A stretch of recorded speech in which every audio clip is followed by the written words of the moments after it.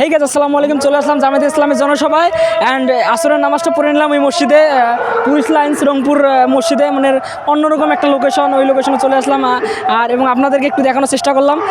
দেখতে থাকেন, ভালো লাগবে। মানে সেরকম একটা লোকেশন, তাই এই 2-3টা ছবি তুললাম, পোস্ট করলাম, মানে পিকচার তুললাম অ্যান্ড লোকেশনগুলো একটু দেখানোর চেষ্টা করলাম। তো দেখেন, এখানে জনসভার হুঙ্কার শুরু হয়ে গেছে। আমি প্রথমে বলিনি আমি কোনো দল করি না, তবে ইসলামী প্রত্যেকটা দলকে আমি সাপোর্ট করি, প্রত্যেকটা দলকে আমি মন থেকে ভালোবাসি এবং আমরাও চাই ইসলামিক দলে যেন সরকার গঠন করে। তারপরে আমাদেরকে অনেক খিদে লাগলো, খিদে লাগার পরে আমরা চলে আসলাম একটা রেস্টুরেন্টে, রংপুরের মকবুল রেস্টুরেন্টে। সেখানে এসে আমরা গরুর মাংস অ্যান্ড সাদা ভাত দিয়ে একটু খাওয়া দাওয়া করলাম। খাওয়া দাওয়া শেষে আমরা সরাসরি চলে গেলাম সেই ময়দানে।